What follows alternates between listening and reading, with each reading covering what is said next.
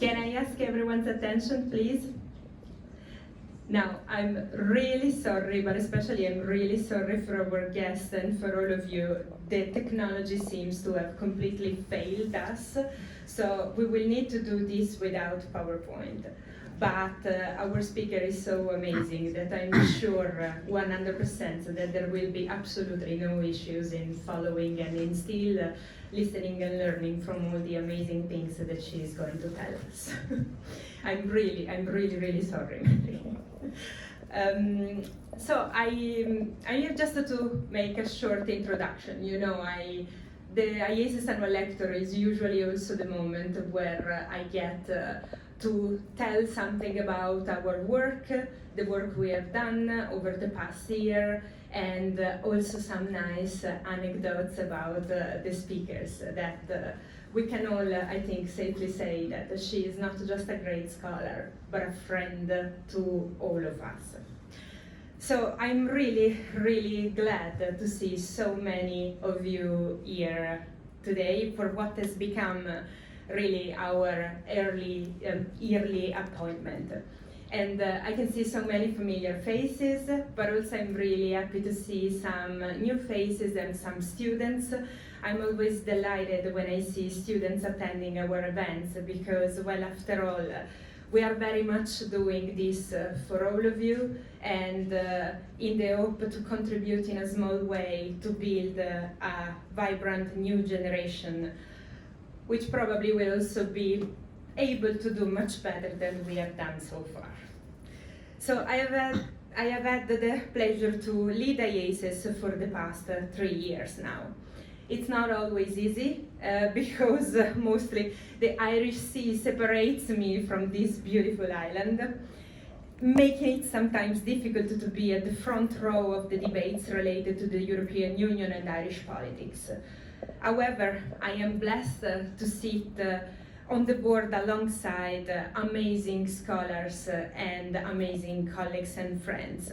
People like Professor John Brennan and Professor Ben Tondra, who actually cannot be here today and is really sorry and excuses himself. But both of them have never missed one of my phone calls, one of my queries for help and advice, and I am eternally grateful because I get to learn from them every single day. This year we have also been joined by Dr. Evans Fanoulis, based at the University of Galway, whose motto since his first day has been, "Giada, how can I help you?" And you can be sure that I never missed one of these calls myself. But really, Evans, it is a delight to have you in our team, and I'm sure we are going to do and keep doing great things. Finally, also having Iaces across the island and especially based in one of the Western universities. One thing I'm particularly proud of is that Iaces has also become a forum for early career researchers and PhD candidates to network with more senior scholars, share their researches and gain feedback on it, while at the same time taking active roles in all our endeavors with a view to build their CV. And I've been, and we all are, deeply impressed by the work that Federica Fazio and Shamsuddin Shariati have been put together for Iaces in the past 2 years. And I'm really sure that you will have a brilliant future as well. So we, as Iaces, have been at the forefront of discussion in many areas of EU politics, directly touching upon the island of Ireland. As you know, because you were mostly all here, we have been the first to mark Ireland's 50th anniversary of EU membership, here but also in Brussels. We have taken a stance on EU foreign policy and Irish neutrality 1 year before that this actually became a matter. We have explored matters of governance connected with the management of the pandemic. And finally, we have also been one of the very rare forums to talk about peace, peace building, and reconciliation, while the whole world is actually focused, understandably so, exclusively to talk about war. And aside for our participation and organization of international events, webinars, and book launches, We are also a forum for discussing the future of European studies in Ireland, and we are underway to publish a special issue on Ireland and the European Union. And this is thanks to the commitment of all our members, but I can safely say that it doesn't need to be forgotten that we would not be here speaking probably even about Iaces or about our successes if the road had not been already opened to us by Iaces' most renowned and unrivaled former president, Professor Mary C. Murphy. And we have unanimously believed that it was time for Mary to deliver our annual lecture entitled Ireland and Brexit and the US. I saw the new bits in the title. Small state, big influence. Mary has joined the Boston College this past semester. And her main research and teaching interests include Ireland, Northern Ireland and the European Union, peace and conflict in Northern Ireland, and the politics of Brexit on the island of Ireland. She's, in addition to being a member of the political science faculty, she is the director of the Irish Institute at Boston College. And just to mention a few of her books, because she has more than one, her latest one, co-authored with Dr. Jonathan Evershed, A Troubled Constitutional Future, Northern Ireland After Brexit, won the Iaces Best Book Prize in 2023. Her first book, Northern Ireland and the European Union, The Dynamic of a Changing Relationship, was the first book I've read in English when I moved to Ireland as a PhD candidate in NUI Galway, as it was then called. And I remember during the first year of my PhD that I used to be terrified of Dr. Mercy Murphy, and I spent a whole PSII conference in Galway hiding and hoping that she wouldn't attend the panel where I was presenting my own very, very preliminary research on the European Union and Northern Ireland. But the reality was that I felt deeply insecure on my own work, and I already, since such early days, saw her as the model of a female academic I wanted to aspire to be. Over the years, I got to know Mary by working as part of her same team in an ESRC project entitled In Between Two Unions, but also she has been a mentor for me. Someone who has never spared a nice and encouraging word, especially when I thought very, very seriously about giving up and go back to Italy and open up a bakery. I can only hope that tonight we can all join to give her back some of what she has given to Iaces in particular, and to this island more broadly with her research, her analysis, and her wonderful insights. Everyone, Professor Mary C. Murphy.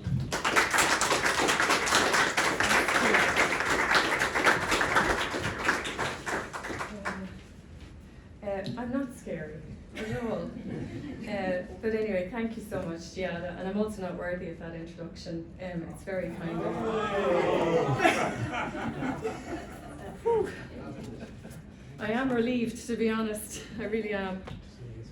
Let me get this right. Can I ask an applause for Shams? Yes.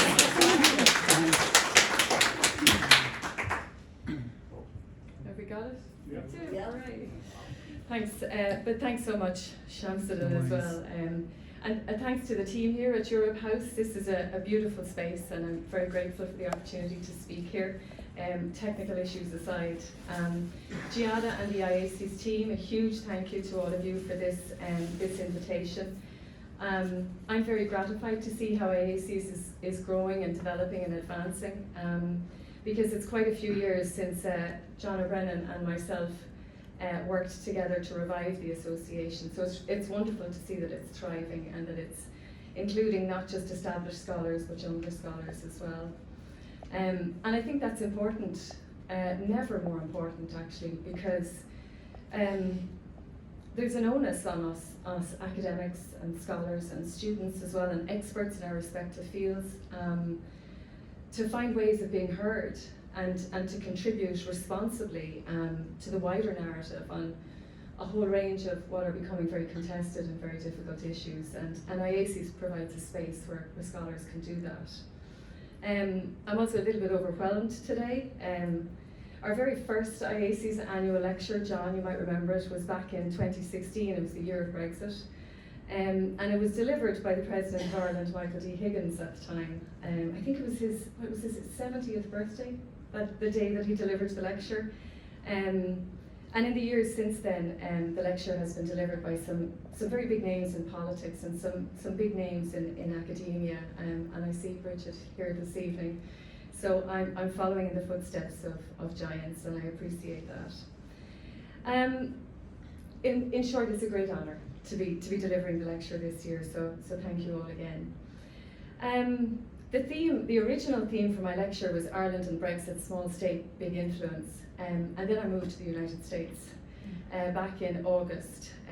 As Giada said, I'm based now in Boston College as a professor of political science and director of the Irish Institute there. So my focus has changed somewhat in response to that particular move. So there's two things really have inspired this lecture today, and much of it is a work in progress. But firstly, as Giada said, I've spent a lot of time thinking about Northern Ireland and the EU. It was the subject of my PhD back in the 90s. And I've also, since in the last period, really since 2014, I guess, 2015, I've been thinking way too much about Brexit and its impact on Northern Ireland, but also on the island of Ireland and on the Republic as a whole. So that's one of the inspirations for this talk today. And the second inspiration is that it really does connect with my new home in the United States, and I suppose some of what I'm experiencing and seeing in my role there. So it marks a slight shift in my focus, which had for a long time been very much grounded in Europe and Ireland. And I first delivered a shorter version of this paper late last year, so please bear with me. And I am making an effort to try and connect some of the analysis to today's events and developments towards the end of the lecture itself.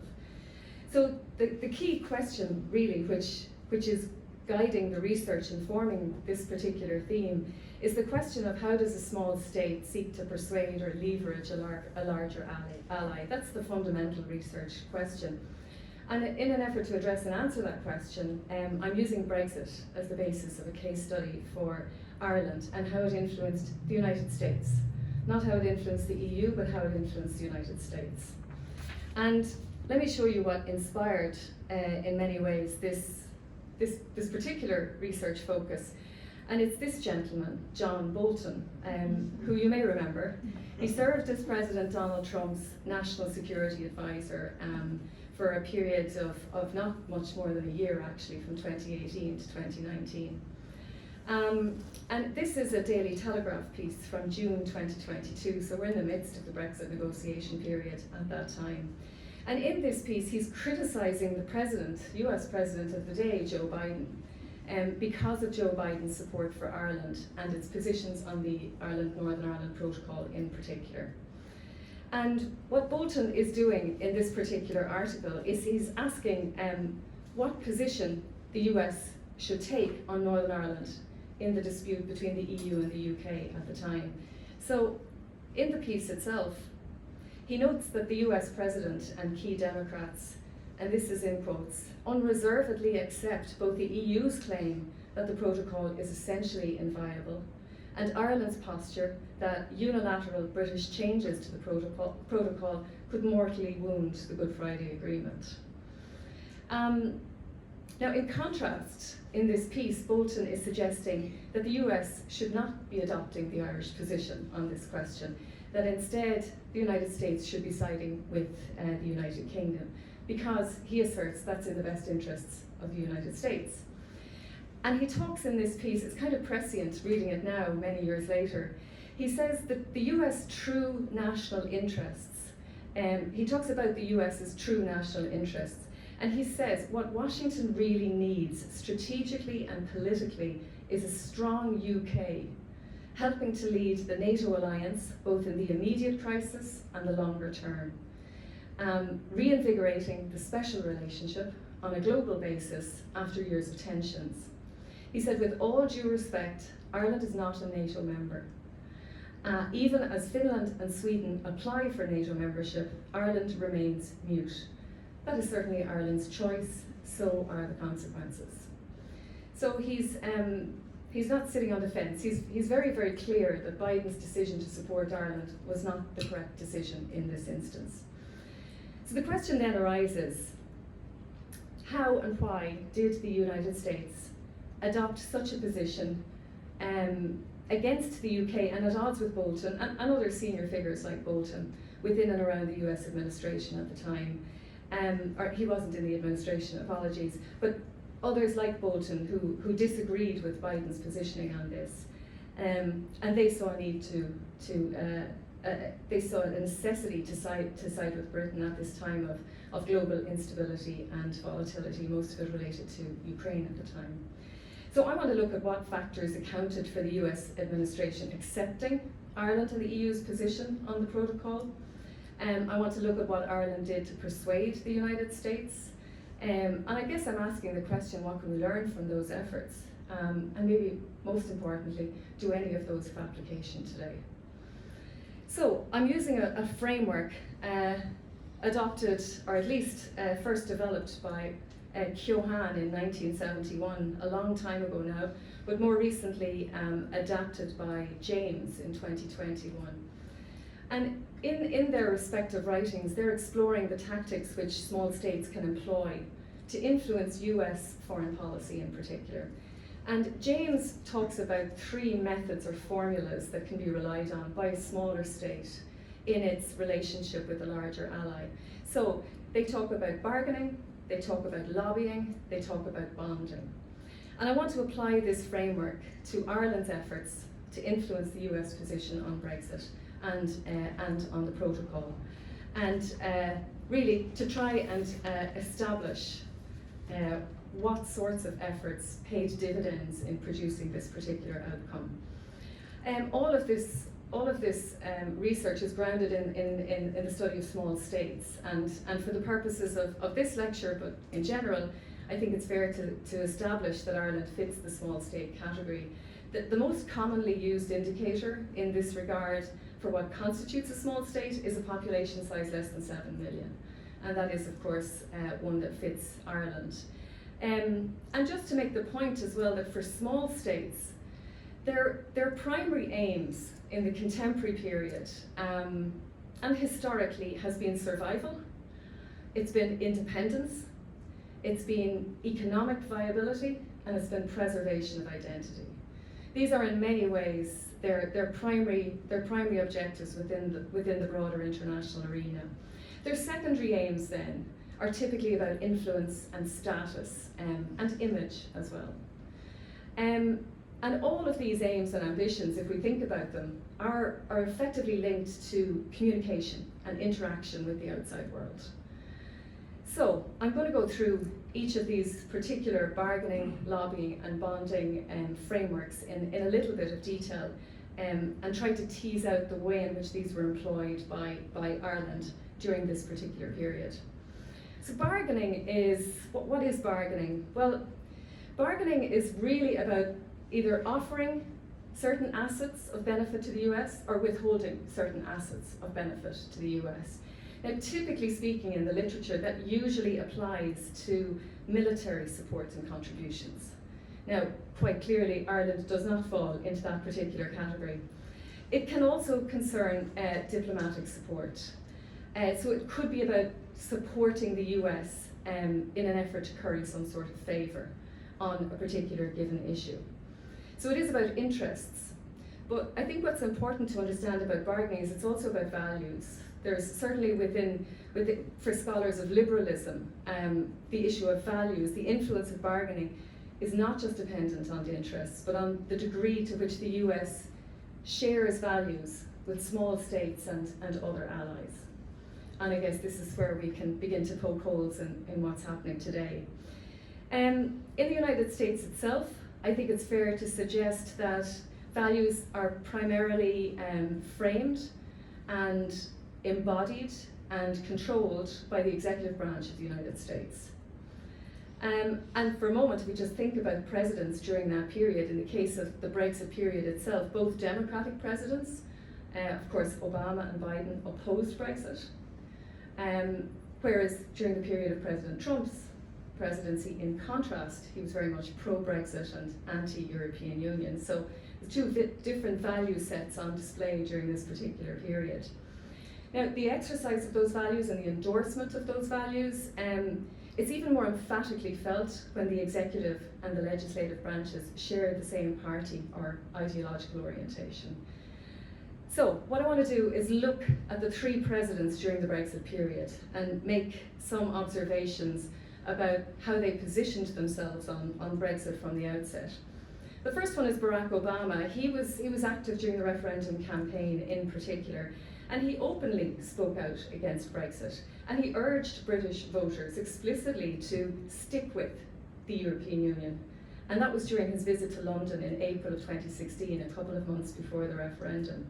He talked about the UK being at its best when it was helping to lead a strong Europe and a strong European Union. And he dismissed the possibility of a UK-US trade agreement, that would happen in the event of a Brexit vote, because he suggested that his focus was on negotiating with a big bloc, negotiating with the European Union. And he wasn't in any way sort of undermining, at least he was trying not to undermine the special relationship, but he was quite clear that his first and primary focus would be on the European Union. He suggested that explicitly to Theresa May. He said a US trade deal with the UK was not Washington's top priority. So he was categoric and very clear about where he stood on the Brexit question from the outset. There was a furious backlash from many of the leavers in the United Kingdom during this period who accused him of all sorts of interference. He is, of course, followed by President Trump. Now, President Trump, on the day before the June 2016 Brexit referendum, he was visiting his golf course in Scotland, some of you may recall. He referred to Brexit as, and I quote, a great thing. He also hosted the pro-Brexit campaigner Nigel Farage at Trump Tower in New York City only days after his election victory, his presidential election victory later that year. And Nigel Farage was his first foreign visitor when he was president-elect. He saw Brexit as an economic boom for the United States, and he was particularly enticed by the prospects of a US-UK trade relationship. As we all know, I mean, he is anti-European Union. He sees the EU as a strategic competitor to the United States, and he completely dismisses the wider political and a strategic meaning of the European project itself. He saw parallels between Brexiteers and himself in particular. He, in a context where both saw themselves as outsiders, so he positioned himself in that particular space. In relation to Northern Ireland specifically, it's hard to find anything much that he ever said about Northern Ireland, to be perfectly frank. But there is one report which suggested that during a meeting between President Trump and Prime Minister Theresa May, Northern Ireland was reportedly discussed, though Trump, and I quote, appeared to get bored. And that's a quote from Maggie Haberman, a New York Times journalist. So clearly Trump had a very, very different perspective on Brexit and apparently very little interest in Northern Ireland itself. Having said all of that, his rhetoric was somewhat different from the actions of his administration. And I think it's important to bear that in mind. He was very much anti-EU. He didn't take a particularly explicit interest in the minutiae and the details of the negotiation process, but nor was he particularly obstructive in terms of the negotiations themselves.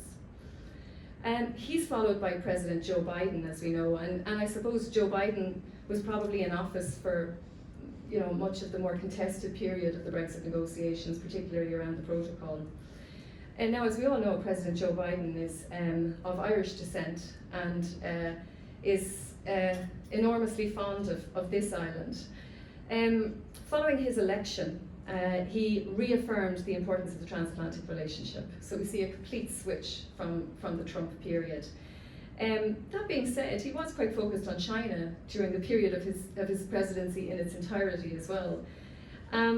But he was very much in tune with Northern Ireland and the challenges that Brexit posed for Northern Ireland. And most of his focus was on the Good Friday Agreement. He talked about, during his election campaign, he talked about the possibility of the Good Friday Agreement becoming a casualty of Brexit and warned against that. And throughout the period of his presidency, he really did demonstrate repeated commitments to the Good Friday Agreement. And that included visiting Northern Ireland, of course, during the 25th anniversary. But there's various different, in contrast to Donald Trump, there's various different readouts and statements and press releases from Biden himself and from those around him and from those who met him, including Irish government ministers, which continuously reaffirmed his support for the Good Friday Agreement.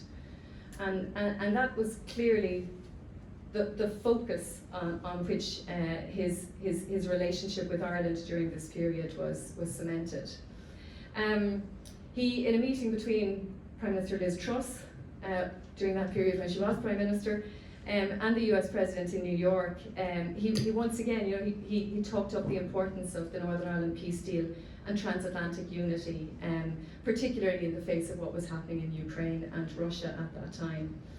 And now again, I mean, I think we can all, accept that his familial connection to Ireland and his fondness for Ireland were an important frame within which he understood the relationship between Ireland and the US and the way in which he had tremendous goodwill for Ireland and wanted the best for Ireland during that period.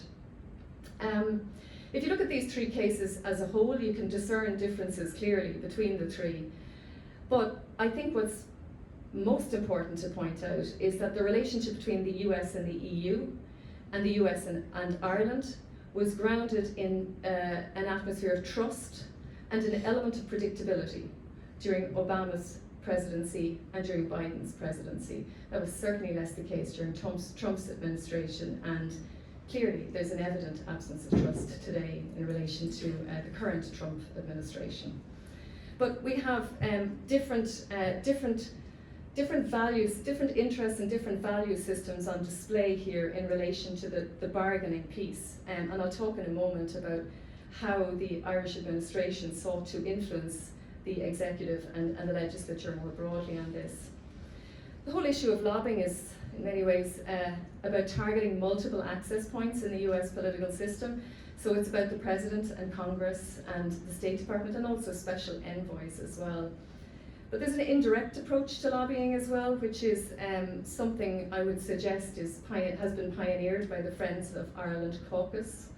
And then there's the politically active diasporas in the United States, which really are very important and really shouldn't be overlooked. There's one in particular, the Ad Hoc Committee for the Protection of the Good Friday Agreement, which was very active on the Brexit issue. There's others like the Ancient Order of Hibernians, which also took positions actually on this question. And I do also want to mention Sinn Féin. Sinn Féin is the only political party on the island which has a permanent presence in the United States. And there was some channeling as well of the Brexit story through Sinn Féin's presence there. So there's various different ways, various different dimensions, various different activities in terms of how the US Congress expressed its position on Brexit and Northern Ireland interests. It issued resolutions. Now, the first thing to say about resolutions is they're non-binding. But nevertheless, they're symbolically important. Many of these were sponsored by the Congressional Friends of Ireland caucus, which is bipartisan, very much bipartisan. It was founded in 1981, and one of its founders was, in fact, President Joe Biden. And its aim is to inform Congress and the country about all aspects of the conflict in Northern Ireland, primarily. It's about serving the cause of peace and facilitating greater understanding of how America can play a positive role in relation to the island of Ireland. It is bipartisan, although I think it's fair to say it does have more Democrats today than Republicans. So we've seen something of a shift. It's also strongly supportive of the Good Friday Agreement. And again, that seems to be how it centres its contribution to the Irish issue in Congress. It meets with Irish delegations travelling to Washington. It also engages in visits to Ireland, so it's a two-way relationship and two-way traffic. I must mention as well, there were some resolutions. There's a number of resolutions during this period after 2016 which committed to supporting Ireland against the Brexit backdrop. There were also some resolutions supporting a US-UK trade agreement. So it wasn't all simply about Ireland. But those resolutions really are largely confined to that very early period, immediately after the Brexit vote. They sort of fade away in the interim. Some very senior figures have been very significant here and have really produced high-level support and have demonstrated high-level interest in Northern Ireland. Nancy Pelosi, the House Speaker, she was unequivocal in her support for the Good Friday Agreement. And you know, she doesn't have any immediate family connection with Ireland. I think her son-in-law might be from Ireland, I could be corrected on that. But she was influenced by people like Richard Neal, Congressman Richard Neal, and others who persuaded her to take an interest in this particular subject. I think it's important maybe to single out Representative Neal in particular. He's the chair of the Ways and Means Committee, a very, very powerful committee in Congress. And he has been really the most active and the most vocal Irish-American politician, I think, of the current era, in terms of the way in which he seeks to support and progress Irish interests in Washington. Both of these individuals, along with many others, visited Ireland as well on a number of occasions during the Brexit period, including visiting the border as well. So they've you know, rather remarkably for a small state like Ireland, they have taken a very serious and high level and active interest in how Ireland was navigating the Brexit period. It's worth mentioning the State Department as well. They have a set of enduring priorities. Now again, this is probably subject to change in the current period. But what's included in those set of enduring priorities is maintaining stability in Northern Ireland. That's important, which again gives cachet to the question of Brexit. When Joe Biden was president, the Secretary of State Blinken and the Foreign Secretary, they did discuss the Northern Ireland Protocol on a number of occasions.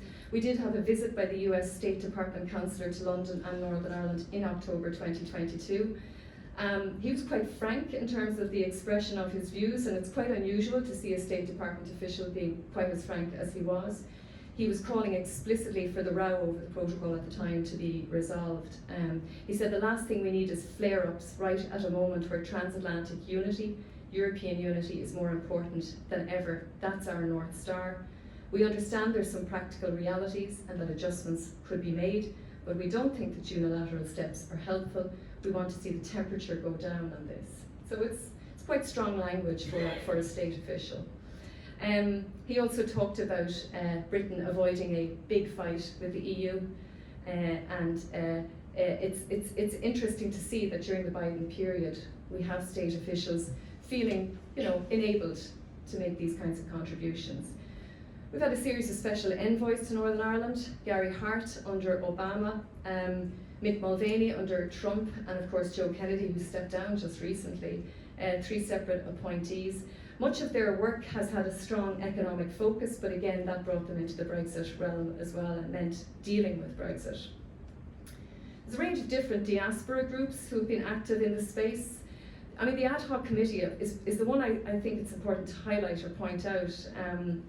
It's got about 60 bipartisan members, and many of them are high-profile individuals drawn from politics and diplomacy and business and civic life. They organised in February 2019. They're also bipartisan in orientation, and they've had dozens of meetings with various different figures from the UK, Ireland, and Northern Ireland as well. They also have access to a range of experts, and they've used that.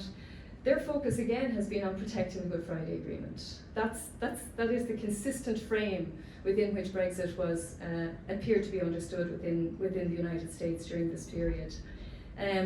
They wrote lots of letters and statements and op-eds urging senior figures in Britain and Ireland to get the job done in relation to Brexit. And just last year they met with the House of Commons Northern Ireland Select Committee, and they met with the Northern Ireland Secretary of State, and they met with representatives from Northern Ireland as well.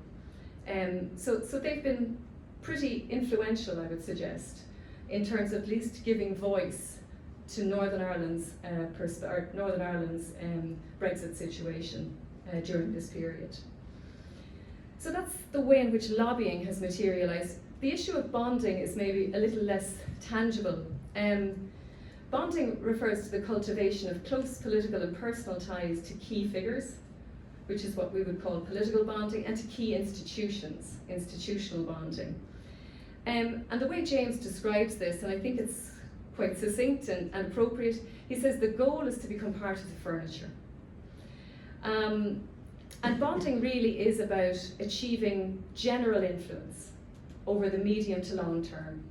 You know, it's about making sure that Ireland is strategically positioned to always be there, to always be available, and to always be at least part of the conversation in relation to issues that affect the island.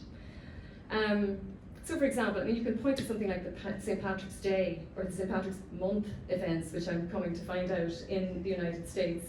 In Boston, the first St. Patrick's Day event kicked off on Monday, just passed, and will continue well beyond St. Patrick's Day itself. But that's a sort of a demonstrable example of Ireland's ability to bond in this particular scenario. Now, one of the authors on small states is Thorelson, and he talks about the ways in which small states can accomplish their key aims in relation to the bonding issue. And he talks about research which illuminates the approaches most likely to help small states succeed in international relationships and negotiations. And he makes a number of points. He talks about the need to prioritise and focus administrative and financial resources on key interests. So it's about prioritising, it's about being selective. He talks about a small diplomatic service having administrative competence in areas such as knowledge and initiative and coalition and leadership skills. So he talks about these skills being particularly important for a small state, particularly when they're set within a very complex structure of formal and informal channels of decision making. And he also says that a small state needs a strong and positive image in order to be respected and in order to be influential, whether that's in a particular policy field or on a specific subject, or in terms of reputation as a norm entrepreneur, being a positive agent of change.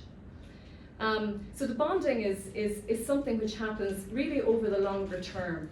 And it's difficult to pin it down, but it is in many ways about relationships and cultivating relationships, not just with key figures, but relationships with institutions. So relationships that are actually meaningful beyond the change of personnel from one administration to the next.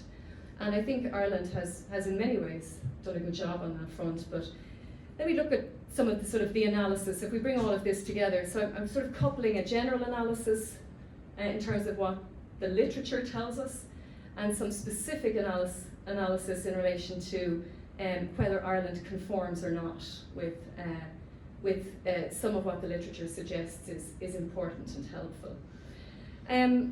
The first point that emerges from the literature is that diplomatic resources and financial support favour improved outcomes.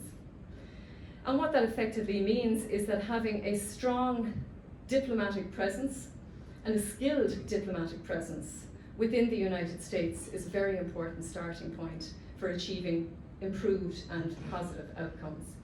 Now, when we think about Ireland, Ireland has invested in its global footprint, and I think I accept that from the outset. They have dedicated, the Irish state has dedicated additional resources which are about enhancing Ireland's diplomatic presence. There's an embassy presence in Washington, obviously. There are 8 consulates around the United States. Just recently, Ireland opened its a new flagship Ireland House in New York City, which is an extraordinary facility, and a centre for all things Ireland within New York itself. So Ireland has invested in its global footprint, but I suppose we can question the extent to which it may need to invest further in its global footprint, but I'll return to that in a moment. A second thing that the literature tells us is that trust and respect are important in terms of strong relationships. And it's also helpful if you share an ideology or regime similarities. So cultivating strong working relationships is necessary, but it does require constant cultivation over time. And I say that particularly as the Irish-American demographic changes and as their political orientation changes as well in the United States. And on the whole, Irish diplomats are very good at this in terms of reaching across the aisle and in terms of maintaining those relationships with key political figures and with key institutions. A third point made by the literature refers to US domestic and electoral issues which can drown out efforts to influence. It can be difficult in the United States for a foreign affairs message to land, to achieve some sort of cachet and response, and that's because domestic and electoral issues can drown out those efforts.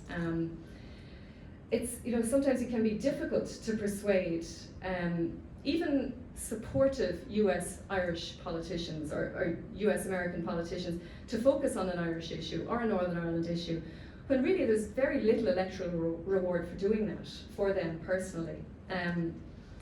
In Ireland's case, key figures were responsive to the Brexit issue. And I think those efforts at bonding were particularly important in keeping Irish considerations to the forefront amongst key political figures. And that started early, similar to the way in which Ireland approached Brexit within the European context. I think another important point to make here as well is that the messaging was clear. The messaging was strong and the messaging was clear. It was very simply focused on Brexit as a threat to the Good Friday Agreement. And that really proved to be a very, very potent message in the United States, because the United States feels, I guess, some degree of ownership of the Good Friday Agreement. And the possibility of that being under threat was something that landed and was felt quite acutely by some of those senior figures and institutions within the United States. Another point to make about efforts at bonding and bargaining and lobbying is that they can be blocked or they can be counterbalanced by other states or by other interests. In the case of Brexit, countervailing forces were not strong in the United States. And I'm going to give you a quote from Judah in 2021, who looked at Britain in the United States during this period. He talks about British failure to successfully project the government's view on Northern Ireland and the Brexit process in Washington against accusations it was endangering the Good Friday Agreement. And I think what we know about the United States and their position on Northern Ireland is that the UK's sway in the United States is probably at its weakest when it comes to Northern Ireland. There's also the point that Brexit, it did damage British influence and British image in Washington DC during this period as well, which was unhelpful from a British perspective. I mean, there was even some degree of animosity towards UK senior figures in Washington that's discernible at this time. And another point to make here is that unionists, who obviously had a very different perspective on Brexit to the Irish government, they were far less engaged in Washington and with Washington. And they reacted very negatively to efforts by the United States to influence. They reacted negatively in some cases to visits by key United States figures to Ireland. So I guess their inability, and there's a resource issue here, I accept that, for small parties like a unionist party in Northern Ireland, but they were certainly less successful than other political parties from Northern Ireland in terms of delivering their messaging on the Brexit question. So countervailing forces and voices were not as strong, and of course this favoured the position of the Irish government. Another thing the literature tells us is that lobby groups don't always speak the same message. So those diaspora groups that I talked about, what's interesting about those diaspora groups is that on Brexit and the Northern Ireland Protocol, they were largely all on the same page.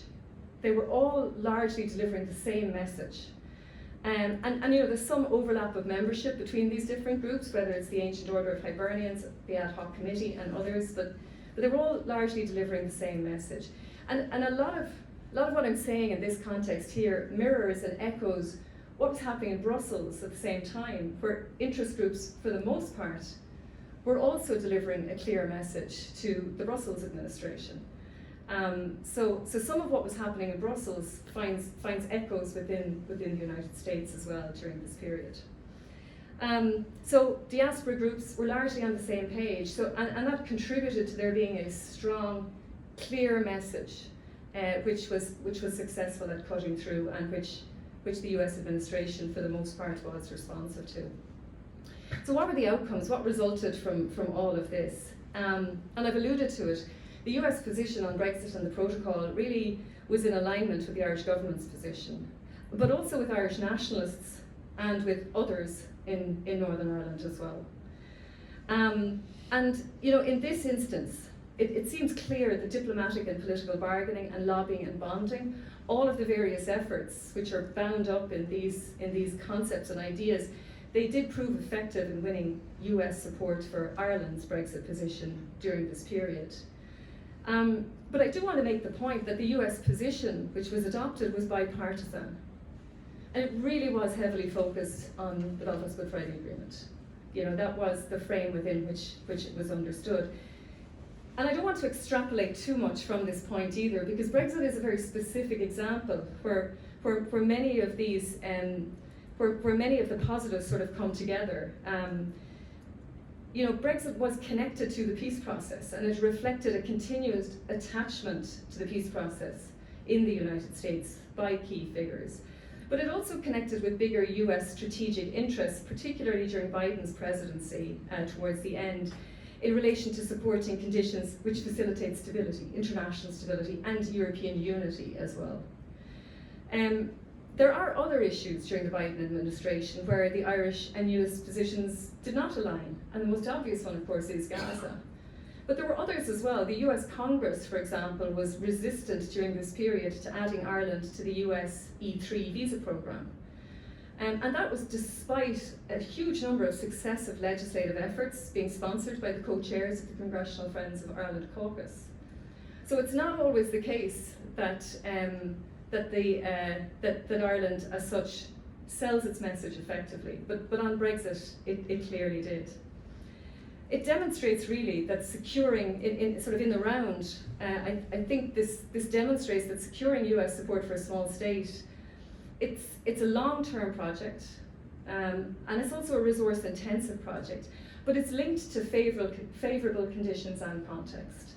You know, where messaging is on cue, where countervailing voices are not strong, and where you have people on the same page. So there's, I guess they're the outcomes, they're the positive outcomes if we want to put them in that particular hue. There are some drawbacks here as well on the back of the US positioning on this issue. The first is that unionism was antagonised. And the second is that British-Irish relations were challenged. And this was happening anyway within the Brussels European Union context, but it was equally happening within the US administrative context. So it mirrors the Brexit situation vis-a-vis the EU, where we've got the British government and unionism on one side and everyone else effectively on the other side. But it also, importantly, I think, it marks a contrast with earlier periods, particularly during the peace process, when the US administration and Congress were perceived as much more neutral. And I think that's an interesting finding and one we should perhaps pay attention to. So let me move on and look at the current context. I'm nearly finished. Just check the time. Sorry, I'm going over. Current context. Okay, this is the hard bit of the presentation. I'm going to make a few observations here, and obviously these are early observations, given that we have only had a new administration in the US with a few weeks, although it feels like longer. I would suggest here that the bargaining ability is radically undermined in the current era. And that's simply because interests and values no longer align between the US and the EU, between Ireland and the United States as well. We're seeing serious change in the US-European relationship, and we're also seeing new interests prioritised, mainly around security and trade. And this is a US environment which is much more hostile to the European Union and potentially to Ireland as well, particularly on the trade front, but there may be other issues as well that become important.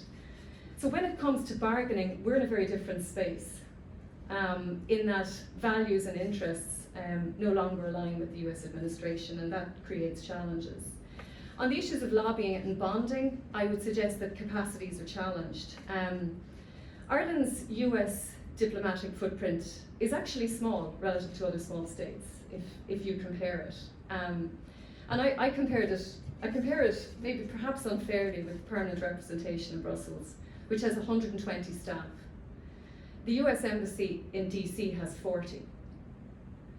Now, the permanent representation in Brussels, of course we must remember, is supported by a series of embassies across the European Union capitals as well.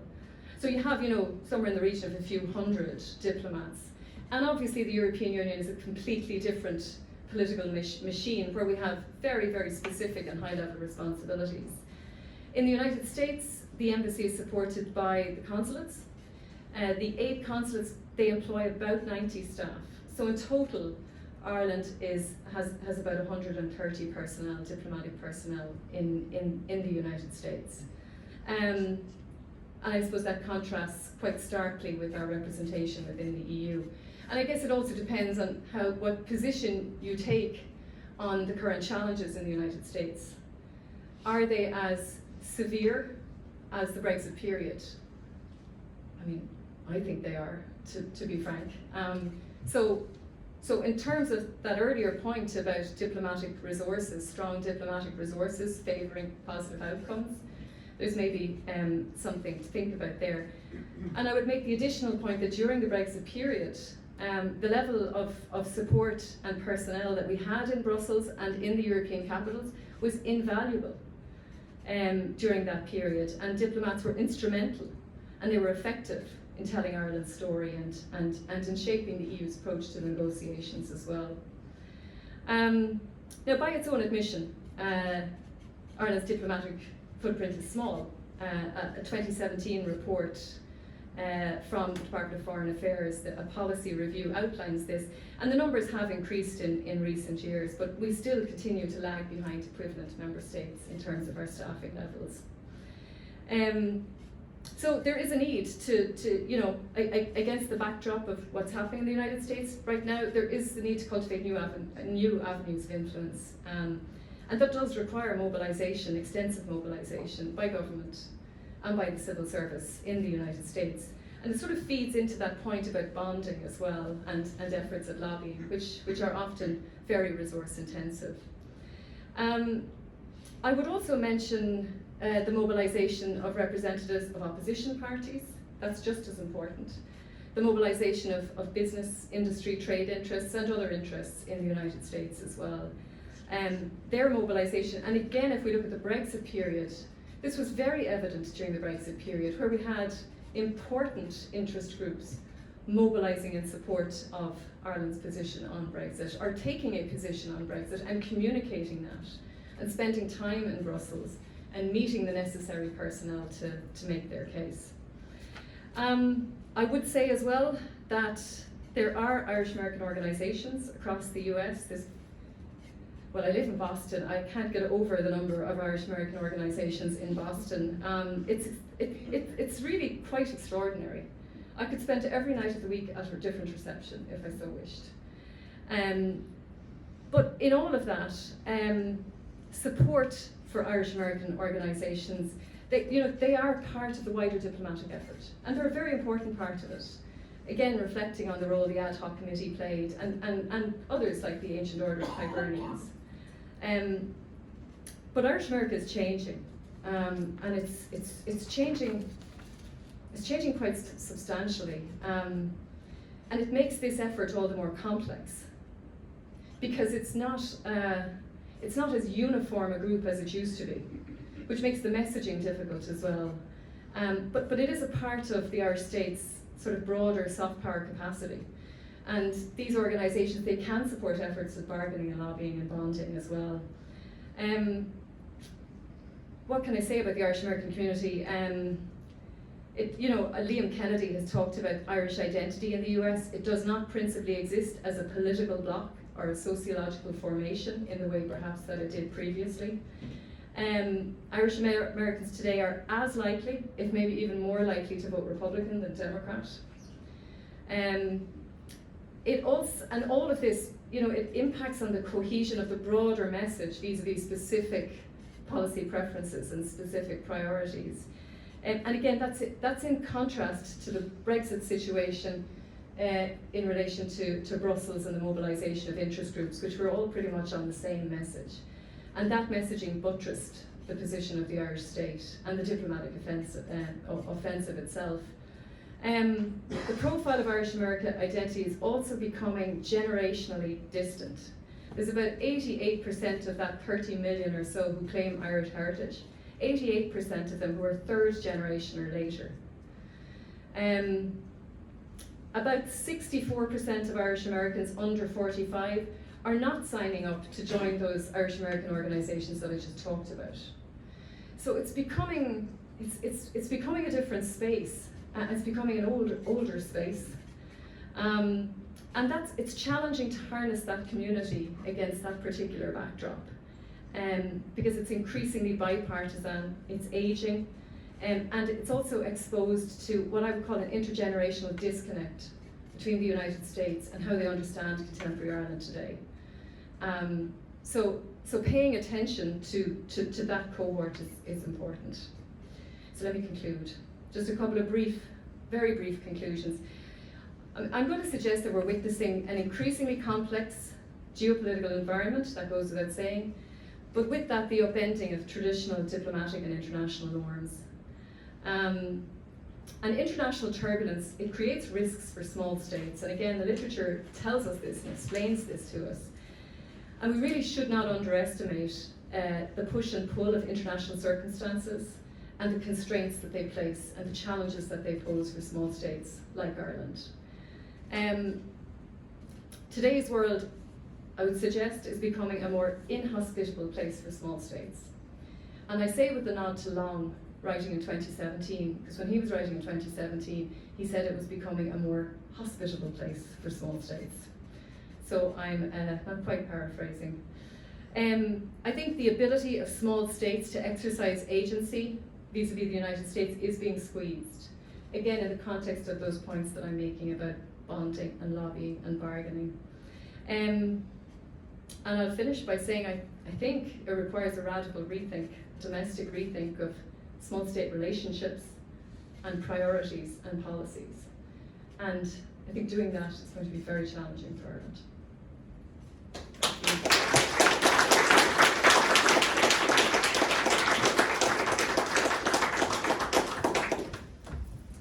So, I'm just asking to some of my Iaces colleagues if they would like to go around the room and taking some questions, because we have about 15 minutes per question. Do you want to see? Oh, yeah. Do you want to take them from there? There's